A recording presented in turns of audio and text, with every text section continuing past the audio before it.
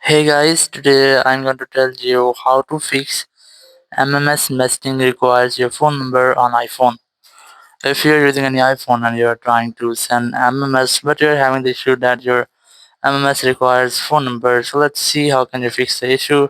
You just have to simply go ahead to your settings, and here very first you have to try to update your software. So go for general, go for software update, and from here you have to try to update your software. Once you updated your software, you have to go back and then go for apps and then go for messages, and here you just have to tap on the sign in option, and then you have to try to sign in with your phone number in your iPhone messages, and iPhone will send you a OTP or code, and you have to enter it here.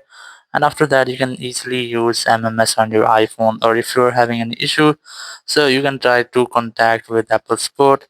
So you just have to look for Support app in your iPhone. Here's the Support app, or you can use the browser to browse your support.apple.com or Apple Support search for browser, but I'm going to use my app. And here very first you just have to select your iPhone, and then just scroll down and you'll find the option of mode. Select that, and here you just have to look for messages. Once you find messages, select that option, and now you just have to look for the option, but I'm going to select this get more help,